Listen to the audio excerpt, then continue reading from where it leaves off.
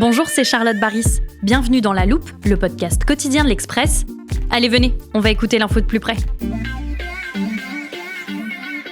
Pour préparer cet épisode, chers auditeurs, j'ai dû me replonger dans un cours de physique niveau lycée et j'ai même retrouvé un outil qui va peut-être rappeler de mauvais souvenirs à certains d'entre vous, le tableau périodique des éléments. Ce qui nous intéresse dans ce tableau de Mendeleïev, c'est la première case, tout en haut de la première colonne, un H pour hydrogène.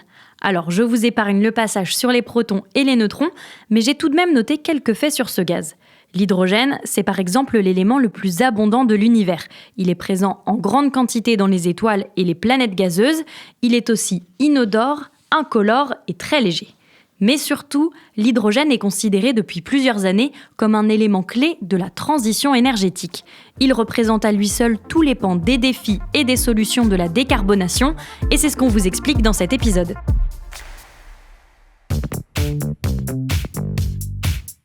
Pour poursuivre ce petit cours de sciences, j'ai fait appel à Julie Toin-Bousquier, grand reporter, spécialiste des questions d'industrie. Bonjour Julie. Bonjour Charlotte. Et Valentin Ekirch, spécialiste climat à l'Express. Bonjour Valentin. Bonjour Charlotte. Je voudrais faire une petite précision d'ailleurs, puisque toujours dans l'esprit du cours de physique que tu viens de faire, quand on parle d'hydrogène, en fait, dans la transition énergétique, on parle en réalité du dihydrogène. Donc on dit H2. La précision est importante, merci Valentin. J'ai dit en introduction que l'hydrogène était très présent dans l'univers, mais sur Terre, où est-ce qu'on le trouve ? Eh bien, tu connais la formule H2O pour l'eau. Eh bien, le H, c'est l'hydrogène. Il y a de l'hydrogène dans l'eau, il y en a aussi dans les hydrocarbures, le charbon, le pétrole, le gaz. Mais il faut insister sur le fait que l'hydrogène doit être artificiellement produit. On va aller le chercher dans ces éléments-là. Et comment on fait ça ? Alors ça dépend, il y a plusieurs méthodes, d'où les nuances d'hydrogène dont on parle beaucoup, même si bien évidemment l'hydrogène n'a pas de couleur lui-même. Donc les différences entre ces méthodes, c'est qu'elles émettent plus ou moins de gaz à effet de serre. Or, c'est évidemment un sujet éminemment important en raison de la crise climatique aujourd'hui. Donc on a une palette qui est excessivement large, ça va du noir au gris en passant par le bleu, le rose, etc. On va donc les détailler. Comment on obtient de l'hydrogène noir, par exemple ? Alors l'hydrogène noir, tu commences par la meilleure méthode puisque c'est évidemment, compte tenu de sa couleur, la moins vertueuse dans la mesure où elles sont, comme l'hydrogène gris, obtenues à partir d'énergies fossiles. Donc concrètement, l'hydrogène noir, il est fabriqué à partir de charbon ou de résidus pétroliers par gazéification. Le gris, lui, il est fabriqué par vaporeformage à partir de gaz naturel. Alors, c'est des termes très techniques. En résumé, le procédé consiste à casser les molécules de méthane contenues dans le gaz naturel avec de la vapeur d'eau et ça forme du dihydrogène. Et des deux, à l'heure actuelle, celle qui est la plus largement utilisée, c'est celle de l'hydrogène gris à partir de gaz naturel. On peut aussi évoquer l'hydrogène bleu. Il est fabriqué de la même manière, à la différence que le CO2 qui est émis lors de ce processus, eh bien, on va le capter pour être réutilisé ou pour être stocké. C'est ce qu'on appelle le CCS. Pour le capter, on va utiliser des technologies dont vous avez déjà parlé dans La Loupe, comme par exemple le fait de nettoyer les fumées, je crois. Tout à fait, je me souviens de cet épisode où il était même question d'aspirateur à CO2. Sur votre liste, il y a aussi l'hydrogène rose. Oui, l'hydrogène rose, il est généré par électrolyse de l'eau, c'est-à-dire que les molécules sont séparées grâce au courant électrique.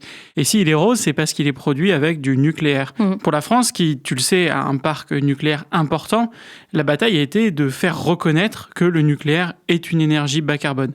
La position n'est pas partagée dans toute l'Europe. Maintenant qu'on a compris comment on pouvait l'obtenir, expliquez-nous à quoi sert l'hydrogène. Alors, il y a deux types d'usages dans l'hydrogène, en fait. Soit il est utilisé, on va dire, comme matière de base dans certaines industries. Ça sert déjà à l'heure actuelle massivement autour de la production d'ammoniac, mais aussi sur le raffinage de produits pétroliers.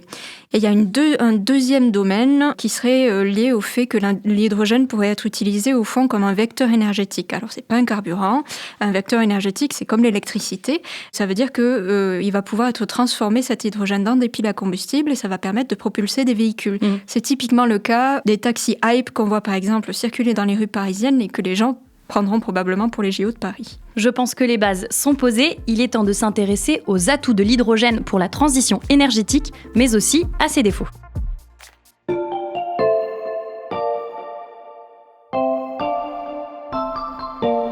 Bon, tu l'as entendu, Charlotte, sur notre liste des couleurs de l'hydrogène, on en a volontairement oublié une. On t'a pas parlé de l'hydrogène vert. Bon, si j'ai bien suivi votre raisonnement tout à l'heure, j'imagine que c'est de l'hydrogène qu'on obtient avec des énergies vertes, donc qui n'émettent pas de gaz à effet de serre. C'est tout à fait ça. On parle aussi d'hydrogène décarboné. Pour ça, on va utiliser des énergies renouvelables, et tu les connais, il y a le solaire, l'éolien ou l'hydraulique. Toute cette production, en fait, elle repose toujours sur le principe de l'électrolyse de l'eau, et cette fois, on va utiliser une énergie qui est complètement verte, qui n'a pas produit de CO2. Et ça va permettre à la fin de ne produire dans le bilan de cet hydrogène uniquement de l'oxygène. Tiens, je t'ai apporté un petit schéma avec tout ce qu'on peut faire avec l'hydrogène et qui pourrait participer à la transition énergétique. Merci Julie, je vois tout en haut un dessin de panneaux solaires, une éolienne. C'est donc la première étape que vous venez de nous décrire, la production avec des énergies peu ou pas polluantes. Et la suivante, je lis, c'est le stockage. Vous nous expliquez ? Oui, en fait, c'est là tout l'intérêt de l'hydrogène. C'est-à-dire qu'on va produire de l'hydrogène qu'on va pouvoir stocker dans des réservoirs. Le stockage d'énergie sous forme d'hydrogène, il permet de pallier à ce qu'on appelle l'intermittence des énergies renouvelables. L'hydrogène va donc permettre d'avoir de la flexibilité là où les énergies renouvelables n'apportent pas forcément ce dont on a besoin à un instant T, tout simplement parce que quand il n'y a pas de solaire, les panneaux solaires ne fonctionnent pas, et quand il n'y a pas de vent, les éoliennes ne fonctionnent pas. Donc en France, on a du nucléaire pour compenser cette intermittence, mais ce n'est pas le cas de l'Allemagne, par exemple. Et c'est pour ça qu'elle mise beaucoup sur l'hydrogène. Alors tu le vois dans notre schéma, il y a aussi tout un panel d'autres usages de l'hydrogène. Il y a ce dessin d'une usine, puisque ça peut servir dans l'industrie. Et comment ? Comme je te le disais, l'industrie, effectivement, on l'utilise déjà beaucoup pour produire de l'ammoniac ou des engrais. Or, il s'agit d'hydrogène gris. Donc l'idée, ça sera de le remplacer par de l'hydrogène vert, ce qui va réduire considérablement le bilan carbone de ces activités industrielles. La France, elle s'est dotée d'une feuille de route sur l'hydrogène dès 2020 et elle a fait notamment de cette conversion de l'hydrogène gris en hydrogène vert dans l'industrie sa priorité. Ça apporterait notamment une vraie réponse aux 50 sites les plus polluants de France, qui sont essentiellement des usines dans la métallurgie ou la chimie. Ensuite, je vois un dessin de voiture. L'hydrogène vert peut donc servir dans les transports. Oui, bien sûr. À côté des batteries, il y a un certain nombre d'industriels qui estiment que l'hydrogène, ça permettrait de décarboner des usages dans la mobilité lourde, par exemple. Donc des camions, des bus et même des véhicules utilitaires, puisque c'est ce sur quoi travaillent Stellantis et Renault. Alstom travaille aussi sur des trains à hydrogène, et c'est le cas de la même manière dans le maritime ou l'aérien.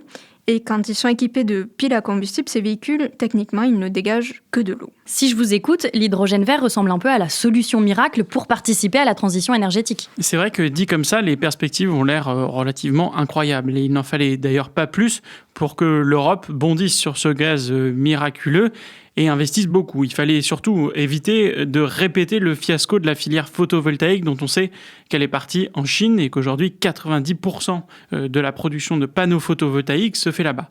Et donc il fallait faire émerger une filière de l'électrolyse européenne. Donc il y a eu en fait beaucoup d'argent qui a été mis sur la table, il y a eu de nombreuses aides européennes et ça a fait émerger une foule de projets, de start-up un petit peu dans tous les sens. Je sens qu'il y a un mais dans votre histoire. Eh bien, disons qu'il y a eu une grande euphorie, comme vient de le dire Valentin, autour de l'hydrogène au cours de ces 2 à 3 dernières années, dont on revient un peu, et c'est assez naturel puisque la filière rentre aujourd'hui dans la phase d'industrialisation de toutes ces activités. Donc, évidemment, on rentre dans le dur et il y a beaucoup de questions qui commencent à émerger. Par exemple, pour revenir sur la demande dans le transport individuel, compte tenu de la progression des batteries, de la même manière, dans l'aviation, Airbus s'est pleinement engagé dans l'hydrogène. Mais le délai de lancement de ces premiers avions qui devrait être en 2035 est jugé très optimiste.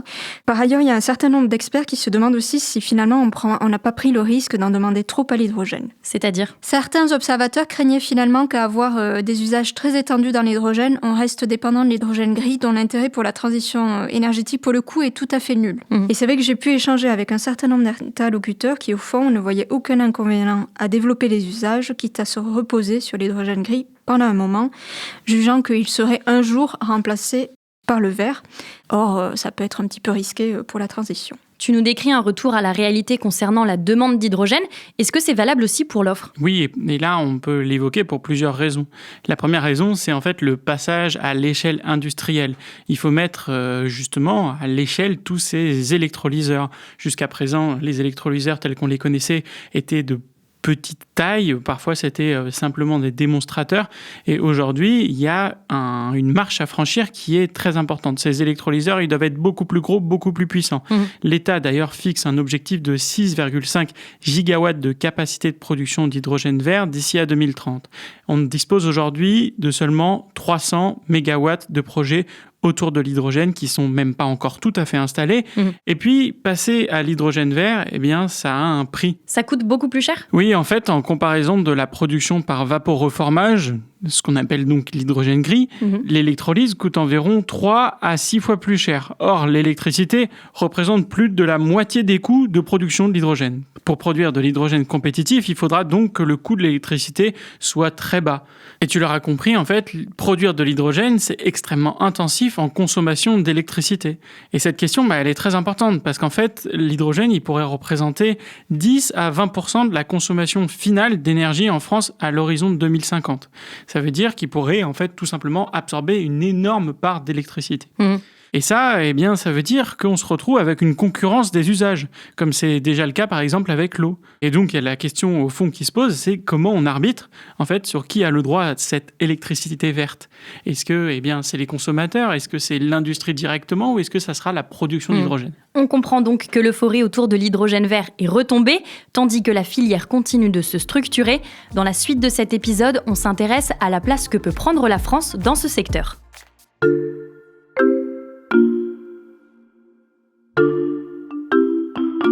La France a été l'un des pays au monde à se doter parmi les premiers d'un plan sur l'hydrogène, en 2018.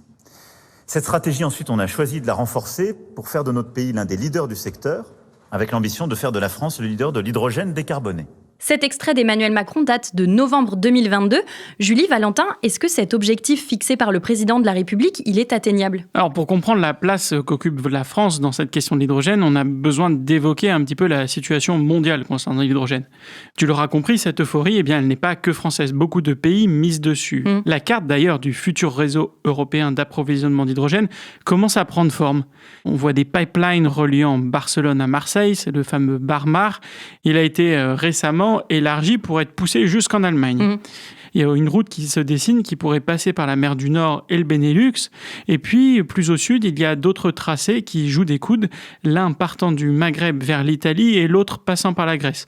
En fait, ce que l'on voit, c'est se définir une véritable géopolitique de l'hydrogène qui se met en œuvre avec chacun des tractations diplomatiques pour essayer de sécuriser ses approvisionnements. Et donc, quelle stratégie la France adopte-t-elle ? Alors la France, elle a fait le choix de privilégier le développement de la production d'hydrogène sur son territoire et la décarbonation des usages existants dont on a parlé tout à l'heure autour de l'industrie.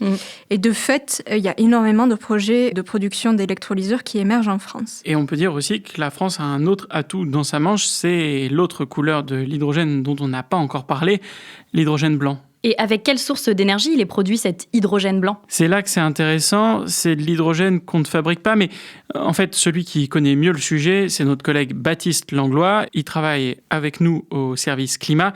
Je lui ai envoyé un message à l'instant pour le prévenir qu'on allait avoir besoin de lui. Et d'ailleurs, tiens, il nous rejoint dans le studio. Excellente idée, merci Valentin. Bonjour Charlotte. Installe-toi Baptiste, je t'en prie. On évoquait donc avec Julie et Valentin l'hydrogène blanc, mais on a besoin de quelques précisions. D'abord, où est-ce qu'on le trouve ? Petite précision à te dire juste avant, l'hydrogène blanc, on appelle ça aussi l'hydrogène naturel. Et donc ça fait peu de temps qu'on l'a découvert justement sous forme naturelle. Les premières sources d'hydrogène naturel ont été découvertes au fond des mers dans les années 70 et plus récemment à terre. Le seul puits d'hydrogène blanc ou naturel qu'on exploite aujourd'hui, il se trouve dans un village au Mali et c'est le premier qui a été découvert. Et à l'heure actuelle, on commence à forer un peu partout pour en chercher, par exemple aux États-Unis ou en Australie. Et en France ? Alors au printemps 2023, alors qu'ils cherchaient du méthane, des chercheurs ont trouvé dans l'est de la France une ressource possible d'hydrogène naturel. Mais on ne connaît pas encore bien son potentiel. Alors il y a des zones à fort potentiel qui ont été identifiées, donc justement en Lorraine dans l'est de la France, mais aussi dans le Massif central ou dans les Pyrénées. Et j'imagine que c'est une bonne nouvelle pour la France de disposer de cette ressource. Oui, effectivement, mais il y a encore énormément d'inconnus. Donc par exemple, quels sont les volumes existants ? Quelles sont les réserves éventuelles ? Quelle méthode de production ? Pour quel coût ? On ne sait pas non plus quels sont exactement les mécanismes de formation de cet hydrogène dans le sol. À cela, il faut ajouter aussi la question de l'acceptabilité sociale, parce que, évidemment, quand il y a un forage près de chez soi, on n'est pas toujours très content. Son déploiement, selon les experts que j'ai interrogés, devrait intervenir raisonnablement à l'horizon 2035 ou 2040 au plus tôt. Avant, il y a encore beaucoup de travail et il faut que les entreprises aient des succès de production. Donc il reste encore pas mal de verrous scientifiques et technologiques à faire sauter. Ça veut dire, Baptiste, qu'il faut des investissements importants ? Oui, et on en a besoin pour le moment parce qu'on n'y est pas vraiment. Emmanuel Macron a promis en décembre des financements massifs pour explorer ce potentiel du sous-sol national. La France a aussi modifié son code minier en 2022 pour inclure l'hydrogène naturel à la liste des ressources exploitables. En revanche, il n'est pour l'instant même pas évoqué dans la stratégie nationale pour le développement de l'hydrogène décarboné qui devrait être entériné en ce début 2024. Et autre problème, il va aussi falloir retenir les talents français qui sont déjà appelés par des entreprises étrangères ou des centres de recherche étrangers. Et c'est donc la conclusion de ce cours de physique sur l'hydrogène. Merci beaucoup à tous les trois, c'était très complet. Merci. Merci Charlotte. Julie Thouin-Bousquier, Valentin Ekirch et Baptiste Langlois, journalistes au service économie de l'Express. Pour lire leurs articles, ça se passe dans le magazine ou sur l'express.fr. Le premier mois d'abonnement numérique est à 1 € en ce moment. Et vous pouvez aussi, chers auditeurs, découvrir leurs analyses dans la newsletter 13h Éco. N'hésitez pas à vous y inscrire. Enfin, pour ne rater aucun épisode de La Loupe, pensez à nous suivre sur n'importe quelle plateforme d'écoute, par exemple Spotify, Deezer ou Apple Podcast. Vous pouvez toujours nous écrire par mail à l'adresse laloupe@l'express.fr. Cet épisode a été réalisé par Jules Cros. Retrouvez-nous demain pour passer un nouveau sujet à La Loupe.